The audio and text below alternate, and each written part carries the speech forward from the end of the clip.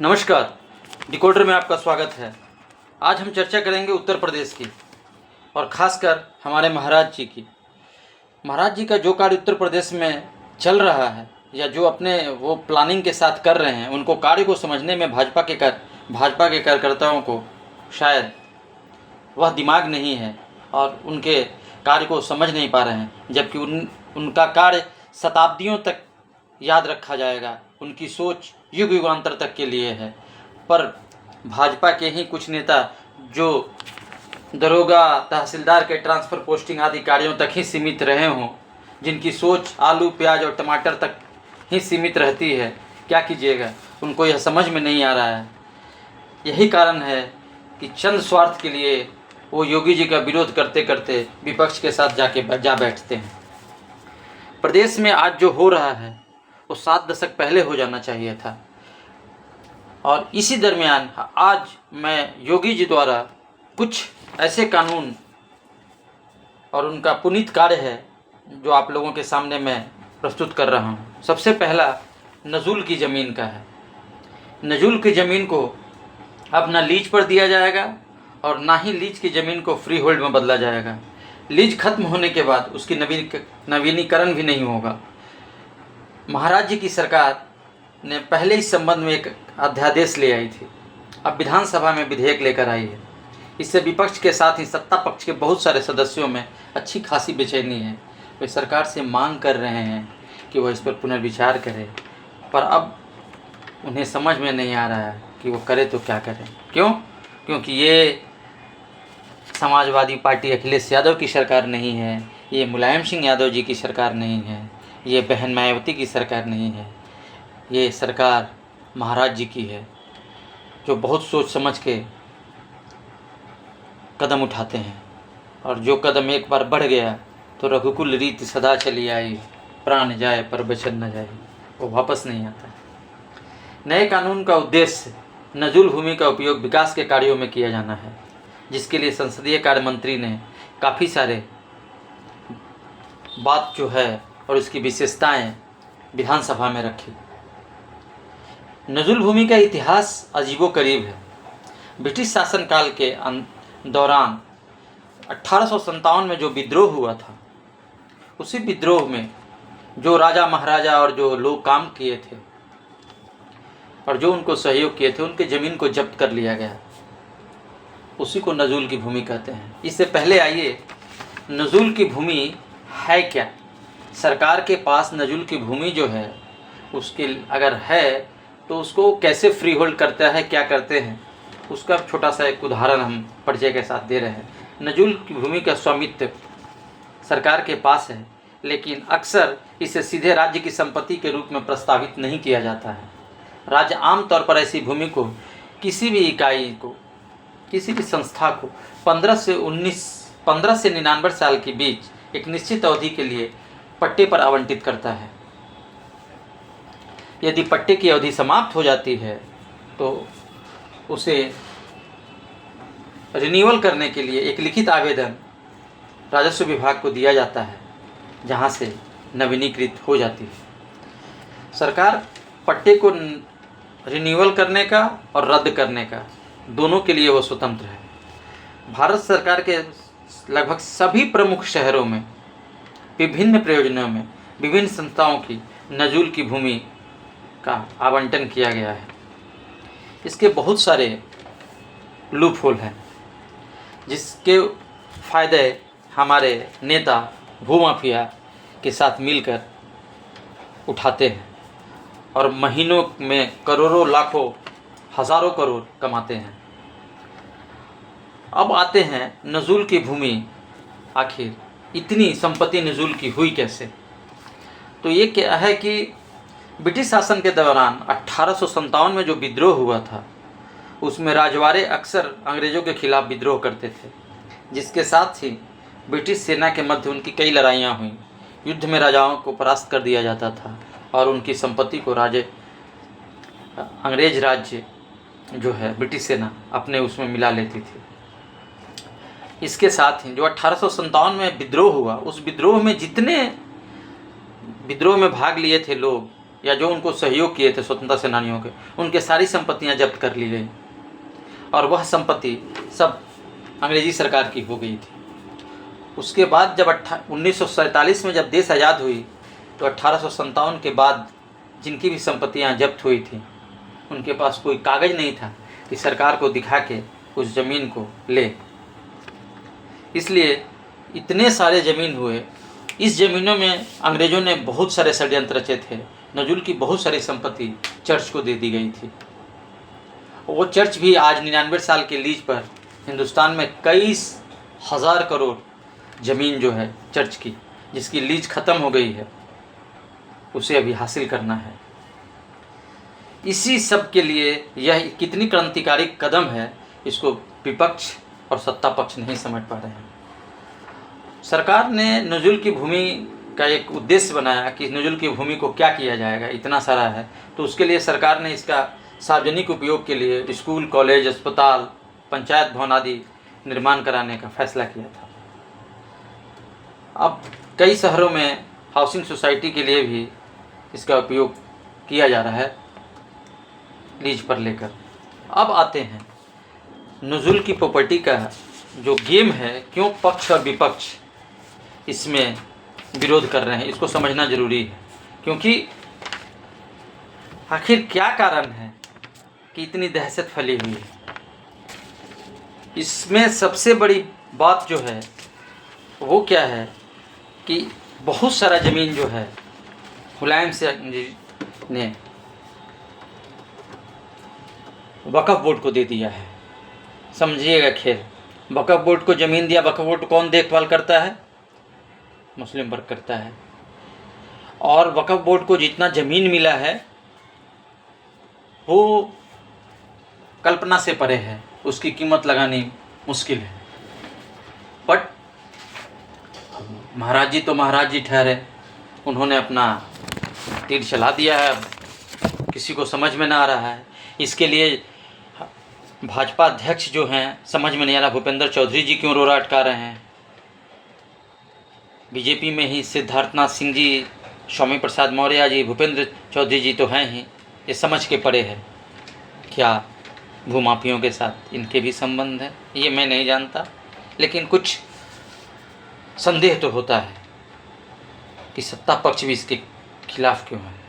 अब आते हैं, मुद्दा सिर्फ नजुल की ज़मीन का नहीं है। मुद्दा ये है कि सरकारी ज़मीन को अवैध तरीके से जो भूमाफियाओं ने जब्त कर रखा है, जिस पे हज़ारों करोड़ रुपए महीने की इनकी आमदनी हो रही है, उनसे मुक्त कराने का है। लखनऊ में इसी नजुल की ज़मीन की लीज की जो पगड़ी है वो 5 से 15 करोड़, कहीं कहीं 25 करोड़ लोगों ने ले रखा है। क्या वो पैसा सरकार को नहीं आना चाहिए? प्राइवेट लोगों को क्यों जाएगा? नेताओं को क्यों जाएगा? बिजनेसमैन को क्यों जाएगा? समझने वाली बात है। मुद्दा ये है, यह मुद्दा नजुल की ज़मीन जो 99 साल से है उसकी नहीं, मेन मुद्दा पैसे का है। इस पे राजा भैया ने उठाया कि भाई हाई कोर्ट का जो है ज़मीन भी नजुल का है, तो उसको हमारे मंत्री जी ने बताया कि जो हॉस्पिटल्स या जजों की है उसका जो है उन्हीं को रहेगा, उनसे हम नहीं लेंगे। बताया जाता है कि नजुल की भूमि में पूर्ण स्वामित्व अब निजी संस्था को नहीं मिलेगा।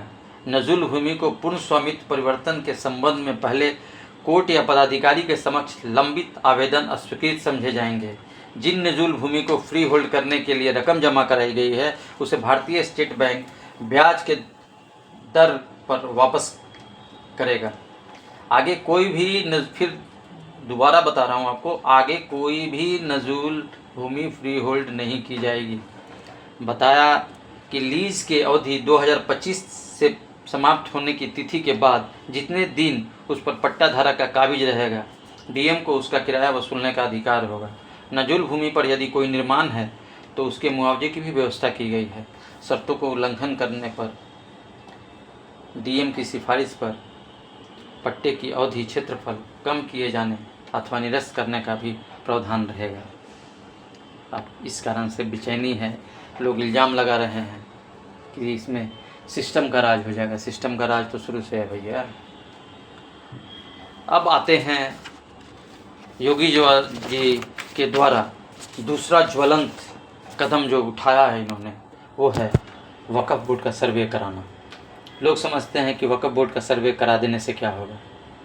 तो आज आपको मैं बता रहा हूँ कि वक्फ बोर्ड का सर्वे जो योगी जी ने किया था प्लान, वो सर्वे पूरी हो गया, उसका रिपोर्ट भी जमा हो गया है।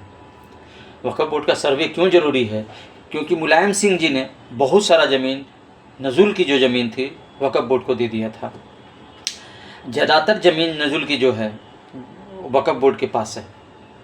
इस कारण से ही विपक्ष दहशत में है कि कहीं वक्फ बोर्ड से ज़मीन अगर छीना गया तो उनके कोर वोटर नाराज़ हो जाएंगे। लेकिन अब सोचने वाली बात है, सर्वे के बाद वक्फ बोर्ड को तो ज़मीन खाली करना ही पड़ेगा।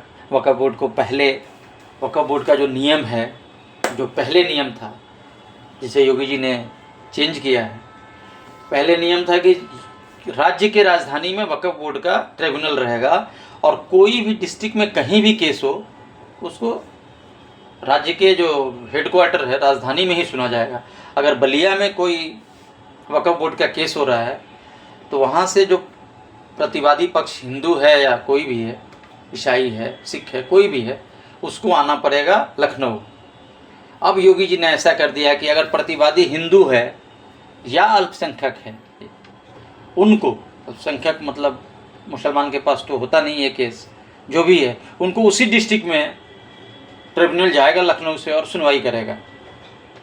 और ट्रिब्यूनल में सारे मेंबर जो हैं वो मुस्लिम होते हैं, जिसको इस पर भी एक ध्यान देने की ज़रूरत है। खैर, बहुत जल्दी संसद में एक बिल आ रहा है, हो सकता है कि आज आ जाए या कल आ जाए, देखा जाए क्या होता है उसमें। तो योगी जी ने ये किया। मान लीजिए कि चित्रकूट में अगर केस होता था पहले, हिंदू अगर वक्फ बोर्ड में जाता था तो वो क्या होता था कि उसको लखनऊ आना पड़ता था, बलिया से भी लखनऊ आना पड़ता था। अब क्या हुआ है कि चित्रकूट का केस चित्रकूट में ही सुना जाएगा। जय हो महाराज जी की। इस कारण से लोगों में परेशानी है और दहशत है। तीसरे, 8,000 मदरसों को 8,000 मदरसों को नोटिस दिया गया, क्योंकि सभी मदरसों की शिक्षक की बहाली में धांधली हुई है। मदरसों की शिक्षा सभी को पता है कितना अपडेट होता है। मदरसों में बच्चे के जो है जहन में क्या भरा जाता है। इसलिए आप देखेंगे ज़्यादातर कि जो भी बड़े बड़े शांति प्रिय लोग मिलेंगे, आतंकवादी मिलेंगे, वो दरुल उलाम और देवबंद से ही मिलते हैं। योगी जी ने कहा है कि अब सभी मदरसों के बच्चों को नॉर्मल शिक्षा दिया जाएगा, क्योंकि वो पढ़ें लिखें, अपने स्वरोजगार करें। इसके बाद हम आते हैं उत्तर प्रदेश में जो बड़े पैमाने पर धर्मांतरण का कार्य चल रहा है। इसलिए योगी सरकार ने एक बहुत बड़ा कदम उठाया है। पहले एंटी कन्वर्जन लॉ था ही, लव जिहाद का भी था। अब जब से नया भारतीय न्याय संहिता हुआ है, तब से इसको और कड़ा तरीक़ा से इस पर नकेल कसने की तैयारी हुई है। अब क्या है कि लव जिहाद हो या धर्मांतरण हो, इसमें सज़ा आपको उम्र कैद और 20 साल सश्रम सज़ा का प्रावधान है। साथ ही आप बुलडोज़र बाबा की दूसरी कृपा तो जारी रहेगी। अब चलते हैं कांवड़ यात्रा के दौरान। बहुत आपको लिबरल जो LCM जिसको हम लोग कहते हैं, लिबरल मीडिया, बहुत तहलका मचाया हुआ था कि कांवड़ यात्रा के दौरान दुकानदारों का नाम लिख देने से धार्मिक जो है भावना है उसको ठेस पहुंचेगी। अरे मूर्खों, धार्मिक भावना को कैसे ठेस पहुंचेगी भाई, बताओ तुम? क्यों? क्योंकि नाम आप अब्दुल हो और लिख देते हो शुद्ध वैष्णव ढाबा। काहे का शुद्ध वैष्णव ढाबा? आप लिखो अब्दुल वैष्णव ढाबा, कोई नहीं जाएगा। तो आप मानो या ना मानो, सुप्रीम कोर्ट ने जो करना है वो कर लिया। सुप्रीम कोर्ट ने तो ये भी बोला है कि सरकार अगर चाहे तो कानून लाके इसको लागू कर सकती है, क्योंकि सुप्रीम कोर्ट में जो केस गया है वो गया है कि मेरठ कोर्ट से, मुजफ्फरनगर से शायद कोई पुलिस वाले ने ये दिया था, तो पुलिस वाले को ये अधिकार नहीं है। खैर, मुझे लगता है कि जल्द ही महाराज जी ये इस पर कानून लेकर आएंगे, क्योंकि ये कानून बहुत ज़रूरी है। ये पिछली सरकारों ने तुष्टीकरण के कारण इसको बंद कर दिया। ये हालांकि पहले से कानून है, और इसलिए जल्दी लाएंगे कि ये कुंभ से पहले आ जाएगा और ये बहुत बड़ा चोट हो। तीसरा, आज खुशखबरी एक आया था कि परसों कि मथुरा कृष्ण जन्मभूमि के मामले में इलाहाबाद हाई कोर्ट ने हिंदू पक्ष की दावेदारी स्वीकार कर ली है। समझिए, जो राम को लाए थे वो कृष्ण को लाएंगे। और अभी 2 कांड हुआ है, अयोध्या वाला चल रहा है। मैं इस पे बहुत जल्दी वीडियो दूंगा आपको, क्योंकि इसमें जो है उसका घर को तो जमीनों-दोष कर दिया गया। मोइन खान, जिसने जो समाजवादी पार्टी का जो वहाँ से एमपी है, उसका काफ़ी क्लोज बताया जाता है। बहुत सारे फ़ोटो हैं, सबके साथ फ़ोटो है। और संजोग देखिए कि उसके घर पर ही मुलायम सिंह यादव ने और अखिलेश जी ने पुलिस चौकी खोल दिया था। दूसरी पास आदमी के पास इतने करोड़ प्रॉपर्टी आई कहाँ से, सोचिए। योगी जी ने बोला था विधानसभा में, बुलडोजर भी चलेगा और बुलेट ट्रेन भी चलेगी। और साथ ही हरदोई का मामला भी आया, जहां समाजवादी पार्टी का जिला अध्यक्ष है, उसने भी एक रेप में वो भी शामिल है। देखते हैं उस केस को भी जल्दी खुलेगा। अभी तो मोइन खान पे ताबड़तोड़ कार्रवाई चल रही है। अभी उसका जो होटल भी गिराने का है, देखते हैं। इसी के साथ दोस्तों, जय हिंद, जय भारत। यूपी के एक और अंक में मिलेंगे। नमस्कार। जय महाराज जी, जय योगी जी। वीडियो अच्छा लगे लाइक शेयर ज़रूर कीजिएगा, और हाँ, बेल बटन ज़रूर दबाइएगा। फिर मिलते हैं। जय हिंद।